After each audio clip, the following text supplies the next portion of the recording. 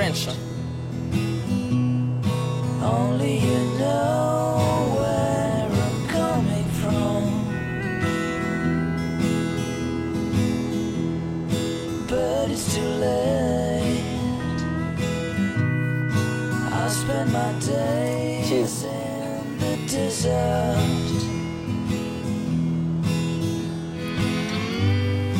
I got a stone, no? I be careful. Entre ciel et terre, il y a la mer. Là où tout finit, là où tout commence.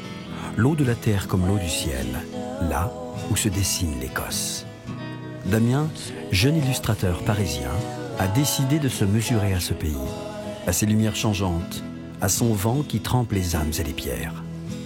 Homme de bitume, il commence sa route au large. Destination, les Hébrides. Ces îles d'un bout de l'Europe, du bout de la mer en tout cas, comme le signifie leur nom, Havbrodé, un dérivé du viking.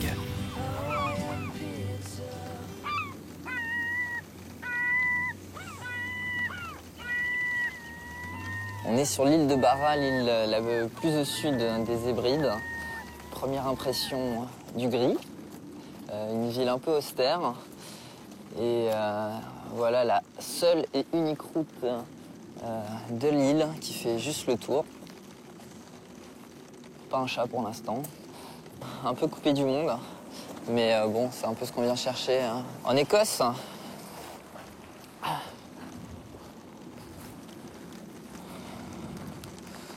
Je vais avoir besoin d'une assistante parapluie là.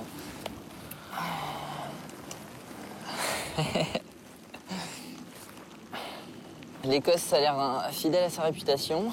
De l'eau, beaucoup d'eau. C'est assez pratique.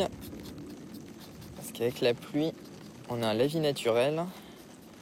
On a juste à appliquer l'encre et l'Écosse s'occupe du reste.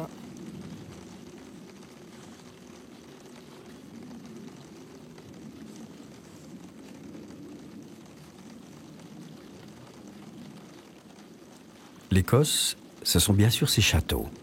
Silhouettes fantomatiques posées dans le paysage, tels des veilleurs millénaires figés dans le temps par les éléments. C'est quoi le nom de ce château? Le château de Kissimul. Et qu'est-ce que ça veut dire? Yeah, okay. Il faut demander à Eileen. Allez. Allez. Allez. What does it mean? Qu'est-ce que ça veut dire, Kissimul Castle? Le château sur le rocher. Le château sur le rocher? Ah d'accord. Celui du clan MacNeil, ouais. The castle lost in the sea. Le château perdu dans la mer. In the rain and Dans in la the pluie sea. et dans la mer.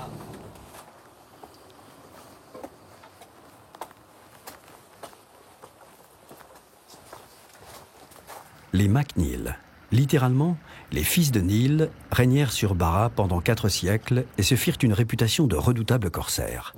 Mac, ce bout de patronyme que l'on retrouve un peu partout en Écosse, marque l'appartenance à un clan, signe de reconnaissance hérité d'une société médiévale profondément hiérarchisée.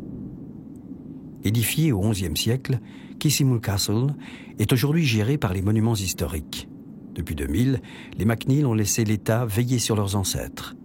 Un contrat de location tout écossais, un bail de 1000 ans, en échange d'une livre sterling symbolique et d'une bouteille annuelle du meilleur whisky single malt. En remontant vers le nord des Hébrides, la route de Damien traverse South Uist, Benbecula, North Uist, Harris, Lewis. À chacune de ces îles, on comprend mieux la singularité de l'Écosse. Celle de terre parmi les plus isolées d'Europe, où les routes ne permettent même pas à 2 voitures de se croiser.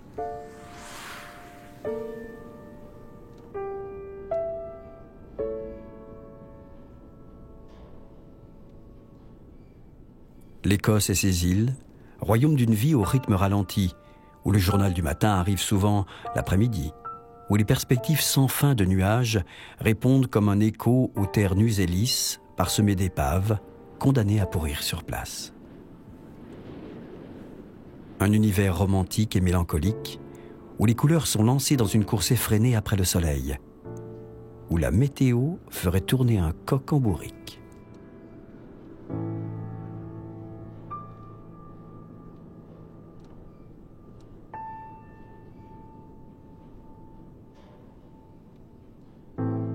Et pourtant ces terres, même au milieu de la mer, ont toujours été habitées, au moins depuis le néolithique. Ça et là, comme à Calaniche, des cercles de mégalithes surgis de la terre rappellent cette présence humaine.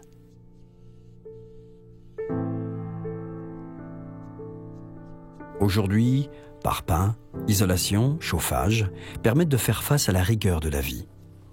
Mais il y a encore à peine 40 ans, les habitants se terraient dans les black houses, de petites maisons de pierre aux toits recouverts de gazon. Damien a découvert celle-ci par hasard sur le bord de la route. Allez, bouge. Oui, t'es beau. Oui, t'es beau.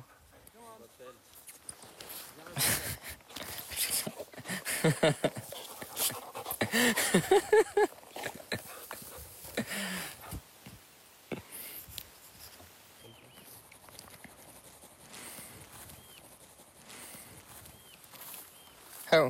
Bonjour. Hello.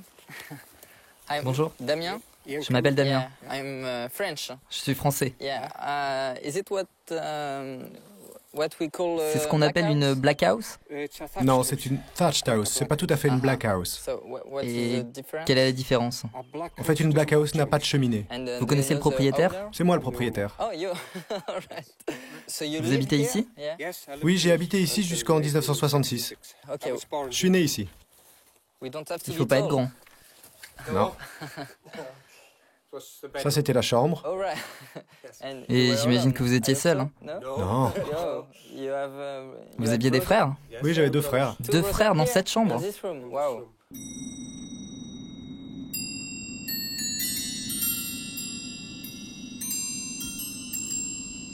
Was it hard to live C'était here? difficile de vivre ici? Was it no, Non, c'était confortable. Longtemps honteux, ce passé miséreux est aujourd'hui préservé dans quelques black houses restaurés. Une attraction pour visiteurs qui font partie d'un éventail d'activités destinées à attirer toujours plus de touristes. Car l'Écosse, ce sont par exemple des milliers de kilomètres de côtes et même des plages de sable fin baignées par la douceur du Gulf Stream.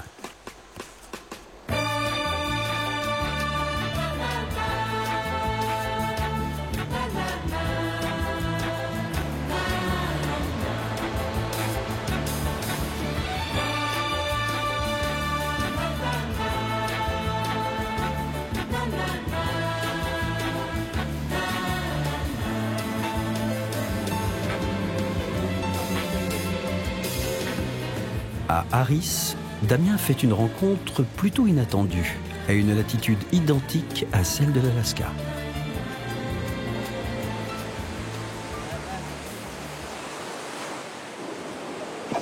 Salut. I'm really surprised, you know, Vous savez, je suis vraiment très surpris de croiser des surfeurs dans le nord des îles.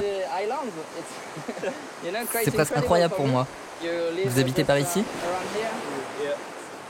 Et ce spot est très connu? Ouais, c'est plutôt un spot fréquenté. En été, il y a beaucoup de gens qui viennent ici. Et vous surfez souvent ici? Ouais, c'est très drôle. C'est un bon spot? Ah oui, très bon, on s'amuse bien ici, ouais. Excellent spot.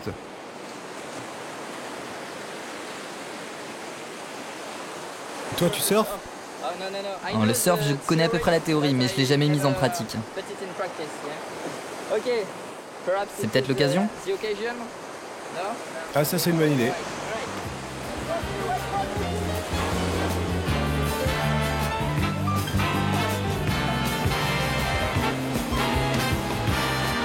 Le vent et la mer attirent désormais dans les îles de nouveaux vikings qui tentent de dompter les éléments.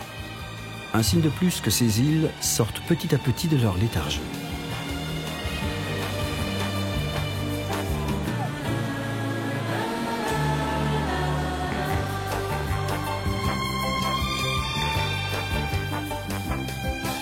Damien prend maintenant la direction de Stornoway, la capitale des Hébrides, la seule grande ville des îles.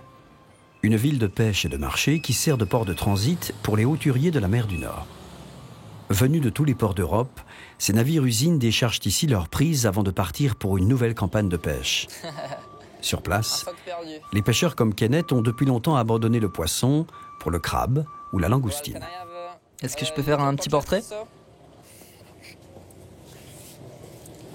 Et t'as pas une musique sympa à bord? Ah, good. Et quand vous êtes dans la tempête, vous êtes 3 dans cette petite cabine? Il suffit de fermer la porte. Hein. Une bière, ça fait du bien. T'en veux une? La bête du matin, thanks a lot. J'attends mon tour. Yeah, cheese. Moi, je sais pas encore la descente écossaise. Hein.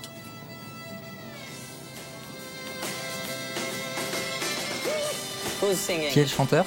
Ce sont les Waterboys. Le chanteur, c'est Waterboys. Oui, la chanson, c'est les Waterboys. Ok. Et ils ont quand même une descente impressionnante. Alright. D'accord, c'est ta chanson.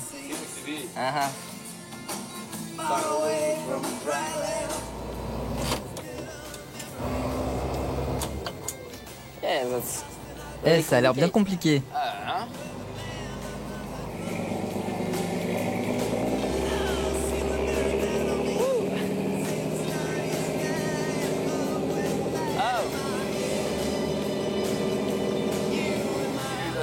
Je peux? Je passe à la barre? Juste des petits mouvements doux, c'est ça? Alors c'est parti. Pourquoi ça bouge pas? Ah ça y est, oh la vache. Oh, ça y est, je suis malade. Oh.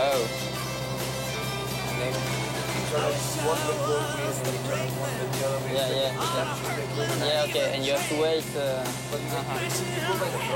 Yeah.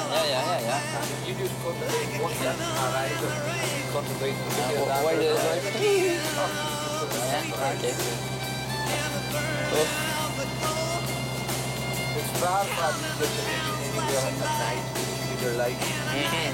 Wow. Et là pour toi, ça bouge pas? It's not moving, Non, non, non, non, c'est rien ça. That's nothing. D'accord. All right.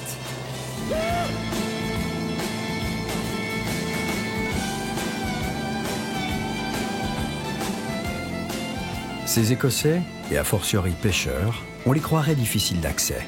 Mais comme tous les êtres rugueux, ils n'en ont que plus d'aspérité pour s'y accrocher. Après les îles, Damien décide de rejoindre les Highlands, littéralement les hautes terres. À Ploughton, comme ailleurs, d'une minute à l'autre, le soleil est balayé par la pluie, la neige, la grêle, avant de retrouver sa place pour un bref instant éblouissant.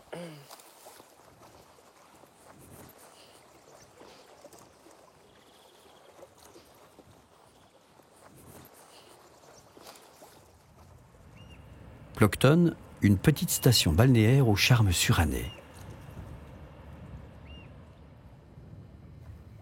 Ploughton, ses étranges palmiers et ses adresses gastronomiques renommées.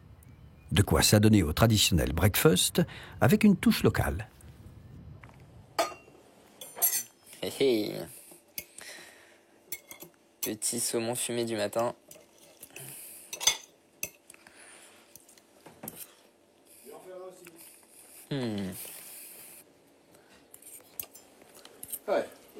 Bonjour, tout va bien? Ouais, parfait. Le saumon vous plaît? Oui, très bon. Il a un goût très spécial. Nous avons un fumoir dans le jardin où nous fumons tous nos saumons. Vous voulez voir? Ouais, si c'est possible, allons-y.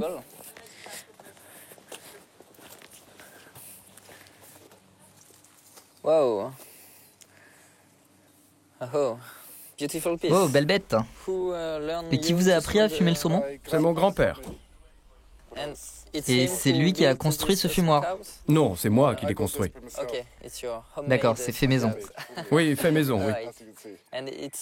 Et en Écosse, c'est une tradition de fumer le poisson et les fruits de mer comme ça? Ça l'était il y a quelques années pour conserver les aliments.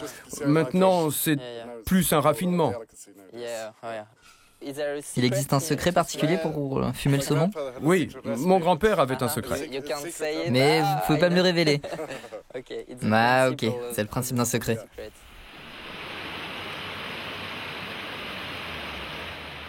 Saumon, truite, les rivières sauvages qui serpentent dans les innombrables glaines, les vallées escarpées, ont fait de l'Écosse un paradis pour pêcheurs. Damien a fait la connaissance de Ginger et Billy. Ça va, bon lieu pour une retraite. Hein.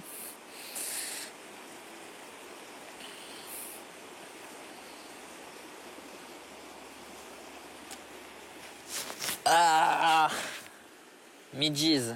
Ah ouais, les Midges. Ah! Je crois que je vais me prendre un hameçon avant la fin, moi. C'est plutôt sportif de devoir ramener l'hameçon à chaque fois, comme ça. Tout est dans le mouvement. C'est très technique. Car tu prends ça dans tes doigts, comme ça, tu ouvres, tu te mets comme ça, et hop, tu lances. C'est compliqué, hein? Et il vaut mieux le faire sauter? Non, non, ça saute tout seul, regarde. Ok, un doigt. I just do... Yeah. Voilà! Ok, j'ai pas tout compris. Ils ont un petit accent quand même ici, hein? Il a peur que je lui perde... Baisse, là. Ok. Viens là, petite truite. Yeah. Et on recommence. And then I just... Non. No. Yeah. Aïe. I got something. Ah, j'ai attrapé quelque chose. No, J'ai attrapé quelque chose. I got something. J'ai attrapé une pierre. Ouais, t'as une pierre, ouais. Be careful. It's really heavy. Et attention, c'est très lourd. Hein. I stay until I Je get bouge the pas de là salmon, tant que j'ai alright? pas un saumon.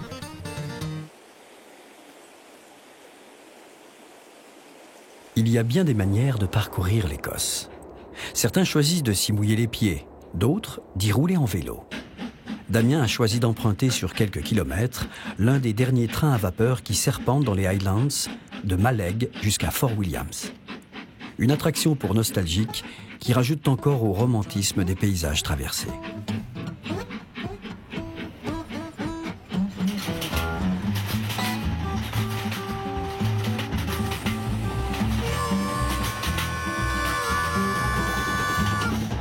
Ce romantisme écossais est un pur produit de l'âge de la vapeur.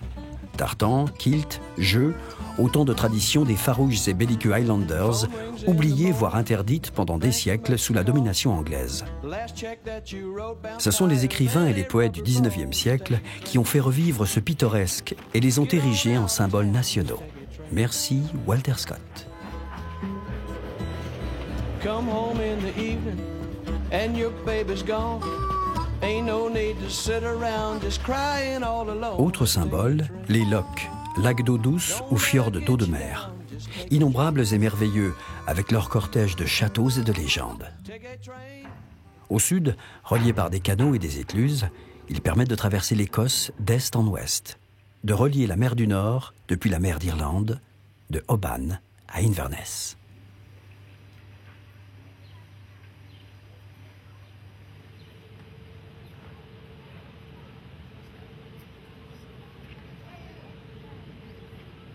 Mais pour cela, il faudra traverser le plus célèbre d'entre eux, le Loch Ness.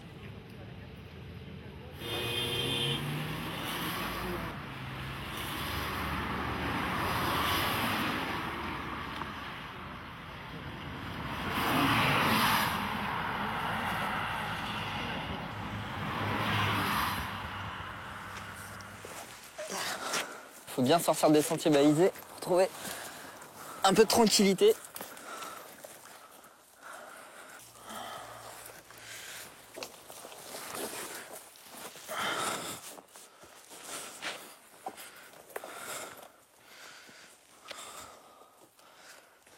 Il se mérite le monstre. Hein.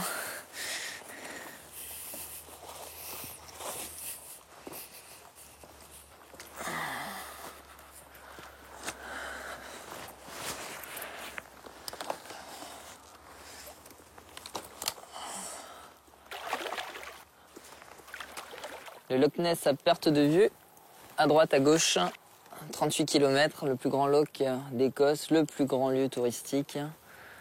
On a essayé de s'isoler un peu pour échapper aux hordes de touristes, parce que même si le canular du monstre a été éventé, on continue à nous vendre du Nessie. Hein.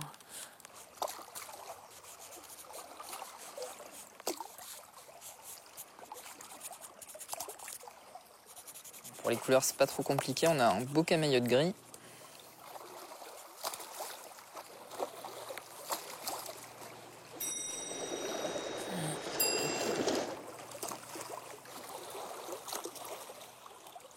Le Loch Ness marque surtout la ligne de séparation entre les Highlands et les Lowlands, les basses terres. Ici s'achève le territoire sauvage des montagnes.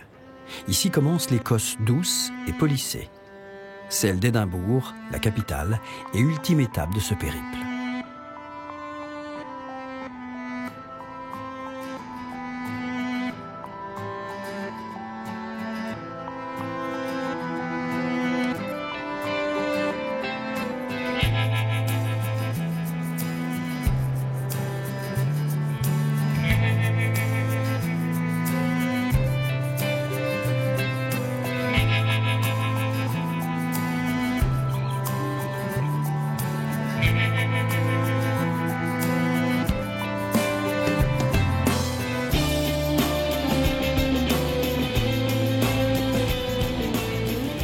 Édimbourg, capitale politique et culturelle de l'Écosse.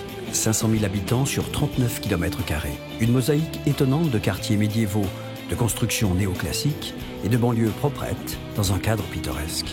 La ville a un air de décor de théâtre, une face Jekyll, un verso Hyde, comme le faisait déjà remarquer Robert Louis Stevenson en 1878. Rencontre avec Alastair, peintre d'Édimbourg. Qu'est-ce que vous faites là comme dessin? J'essaie de faire votre portrait. Oui, et vous êtes peintre aussi, non? Ce sont vos peintures? Ouais, ce sont mes peintures. Vous venez d'où? Je viens de Paris, de France. Parisien. Oh, vous parlez français, hein? Bon, un petit peu.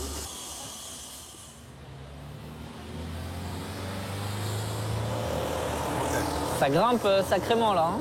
Ben oui, on se dit comment c'est placé sur les collines. Derrière nous, on a le rocher volcanique et le château est situé dessus. Le reste d'Édimbourg, c'est fait sur une grande rue qui a été amassée à côté. Ça a fait des côtes très très raides et c'est sur là qu'on a fait les bâtiments. D'accord, c'est tout avec des petits escaliers, des petites ruelles. Il y avait un peuple incroyable. Alors on n'avait pas la place pour élargir. Il fallait aller en eau. Ouais, ça grimpe, hein. Ah oui.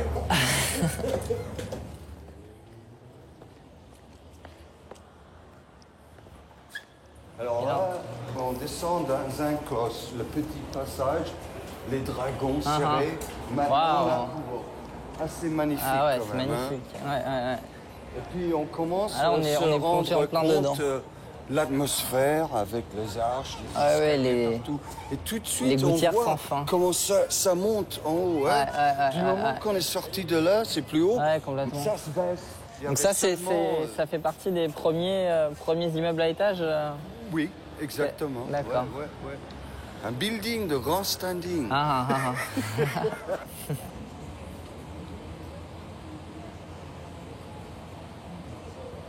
Je vais me poser alors.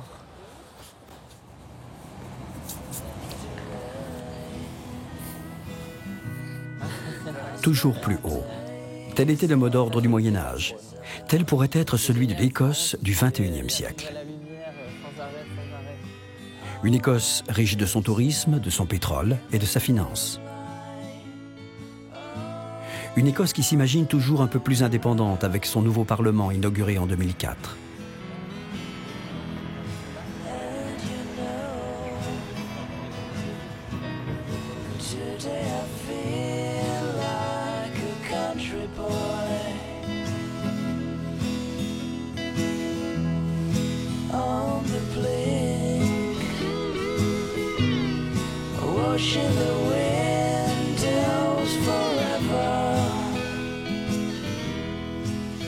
Une Écosse qui entretient un mythe et poursuit son rêve.